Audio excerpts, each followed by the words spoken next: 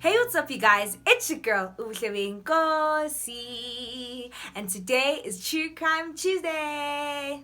My guy pretty like a girl, and he got 5 stories to tell. See both sides like Chanel, see on both sides like Chanel. Swimming laps through water, eating like I'm underwater. Before we get started with this video, can you please subscribe to my channel, press the thumbs up button, comment down below other true crime cases that you want me to cover, and also follow me on my socials. The link is down in the description box below, and I feel like a YouTuber. Anyway, so before I start blabbering and rambling, let us get started with today's true crime case. Moses Sithole was one of 5 children born on the 17th of November 1964 in Vosloorus near Boksburg in Gauteng. His parents' names were Sophie and Simon Sithole. He was born into poverty, but conditions got worse once his father passed on. And unable to support her children, Sophie Sithole opted to abandon them at a local police station.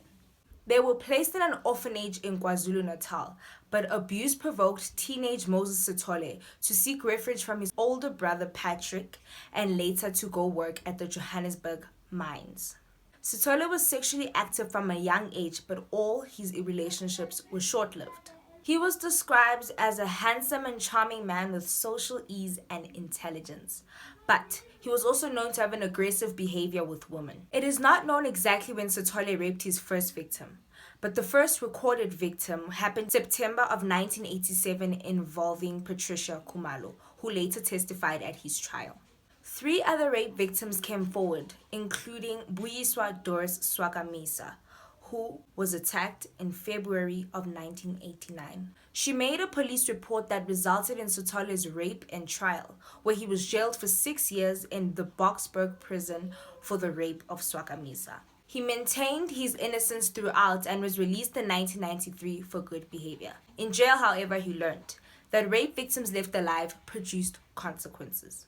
It is not known how soon after his release he began his rape and killing spree, but between January and April of 1995, in Atteridgeville, west of Pretoria, 4 bodies of young black women who were raped and killed were discovered. This began a chain of appalling events. When the media became aware of the similarities in the murder, the police were forced to admit that there was a serial killer operating in the area. And once the 2-year-old of one of the victims was found dead, this caused media outrage and societal uproar. Over the next few months in the vicinity of Pretoria, the discovery of several bodies who were raped, tied up, and later strangled with their own underwear shook the community to its core.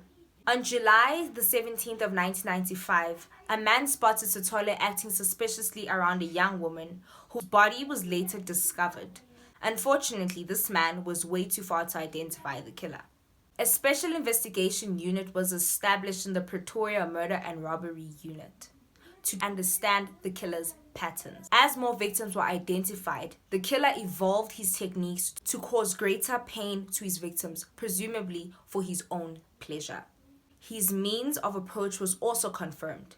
He was luring his victims with promise of employment. On September the 16th of 1995, at the Van Dijk mine near Boksburg, investigation showed mass graves. Forensic experts found 10 bodies in various degrees of decomposition. Investigators were certain that the Boksburg murders were linked to the Atteridgeville murders, and the media coverage was intense throughout the operation, even then President Nelson Mandela going to see the gruesome scene. Public concern increased and the police sought out external help from former FBI profiler Robert Ressler, who arrived in South Africa in September of 23rd, 1995, to assist in developing a profile for the killer. The profile indicated that an intelligent, organized individual with a high sex drive was responsible and was growing a sense of confidence, perhaps with the assistance of a second killer. While profiling was underway, investigators found the body of Amelia Rapodile,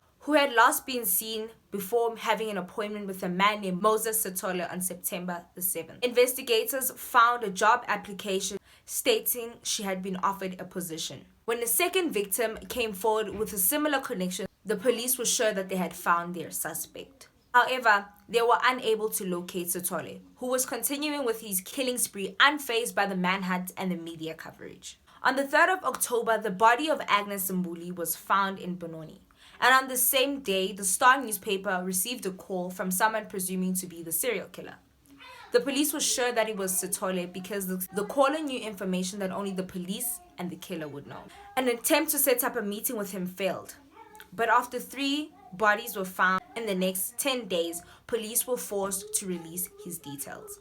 With the manhunt now in public eye, Sithole was forced to ask for assistance from his family member.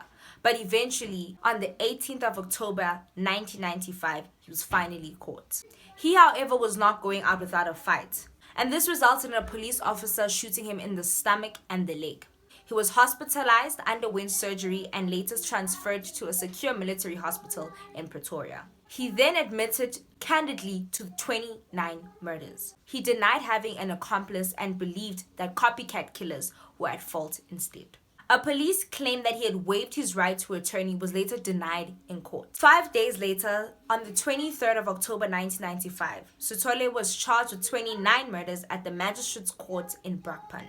On November the 3rd, 1995, Sithole was transported to Boksburg prison where he had ironically served his first rape sentence 2 years earlier. During this time, it was stated that he tested HIV positive. Sithole's trial began on the 21st of October 1996, where his total charges amounted to 38 counts of murder, 40 counts of rape, and 9 counts of robbery. He pled not guilty to all charges. Building a chronological picture of his crimes, the prosecution introduced harrowing evidence of his earliest rape, the techniques he used on his victims, and how he lured his victims. Sithole appeared cool, calm, and collected, while the prosecution detailed each of the murders, testimonies, and the specific techniques he used to lure his victims. On the 3rd of December 1996, the prosecution showed a video of Sithole in hospital after his initial arrest, candidly admitting to the 29 murders. He described his killing and claimed that he only began his murder spree in July of 1995. He identified and chose his victims according to their resemblance of Doris Buyiswa Swakamisa, whom he had blamed for his first jail sentence. The legality of this specific tape caused a delay in trial until the 29th of January in 1997. Issues regarding Sithole's first confession further pushed the trial to July the 29th of 1997, where the judge ruled that all evidence was admissible. The prosecution rested its case on the 15th of August 1997. The defense heavily relied on Sithole's denial in any involvement of the killing while he was on the witness box, but his account and testimony was often rambling and incoherent. On December the 4th of 1997, Moses Sithole was found guilty of all charges. It took 3 whole hours to read the entire verdict, causing the postponement of sentencing to the next day. The next morning, the judge made a statement saying because of the abhorrent natures of the crime, he would not have hesitated to pronounce the death penalty on Sithole. However, because the death penalty was ruled unconstitutional in 1995 in South Africa, Sithole was sentenced to 2,410 years in jail, with possibility of parole only at 930 years. This sentence was obviously meant to keep him behind bars. Sithole was incarcerated at the maximum security section of Pretoria Central Prison, the highest security cell block in South Africa. Ironically, the treatment that he's receiving for his HIV far exceeds the treatment of any average South African and may well secure him a long life. Phew!